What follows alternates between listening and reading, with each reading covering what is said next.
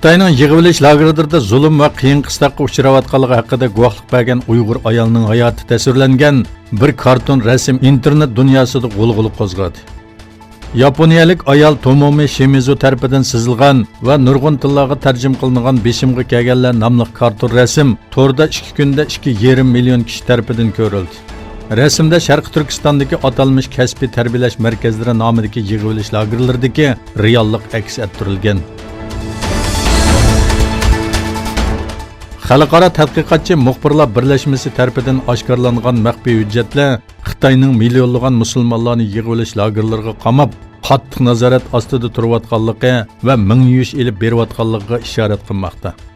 Hujjatlarga asoslanganda Birlashgan Davlatlar Tashkiloti va boshqa nurg'un kishilik huquq tashkilotlari va davlatlarning tanqidiga uchirgan yig'ilish lagerlarining ijrochilaridan biri Uyg'ur tilini pishiq biladigan va uzun mazgil Sharqi Turkistonda amaldor bo'lgan Xitoy Juxaylun xalqaro tadqiqotchi muxbirlar birlashmasi va xalqarodagi 17 taratquv birlikda tarqatgan hujjatlar Juxaylunning lagerlarni planlash va boshqarishdagi halqiliq kishi ekanligini o'ttirg'a qo'ymoqda.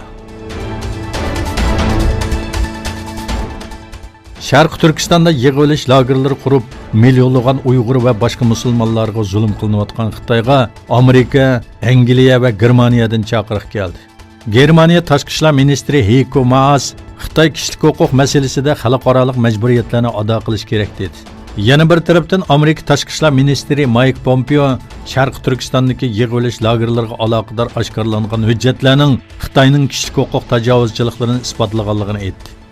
Pompeo so'zida yana Xitoy Kompartiyasining jazo lageridagi kishilarga qarata elib borgan kishilik huquq tajovuzchiliklari va suiiste'moliga doir po'latdek paketlar va xabarlar u yerdagi zulmning tasaddubi bo'lmaganligini, planliq ekanligi va hali ham davomlashayotganligini ko'rsatmoqda dedi.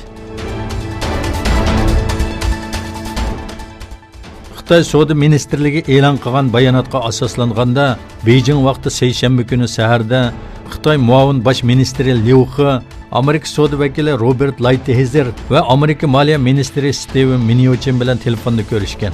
Ikki taraf amaldorlarining munosabatli temalarni muvofiq yo'l bilan hal qilish va birinchi bosqichlik kelishim uchun qolgan temalar haqida uchrashishlarni davomlashtirish haqida o'rtaq fikr hosil qilganligi bildirildi.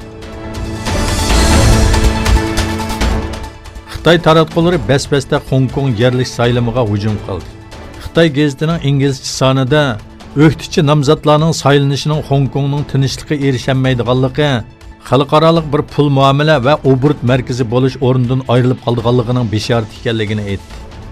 Hong Kong yerlik saylamida Beijing tarafdorlari zo'r mag'lubiyatga uchragandan keyin 20 davlat guruhi tashqi ishlar ministrlari yig'iniga qatnashish uchun Yaponiyaga borgan Xitoy tashqi ishlar ministri Wang Yi Hong Kong nimali degan bilan Xitoyning ayrilmas bir qismi bo'ladi dedi.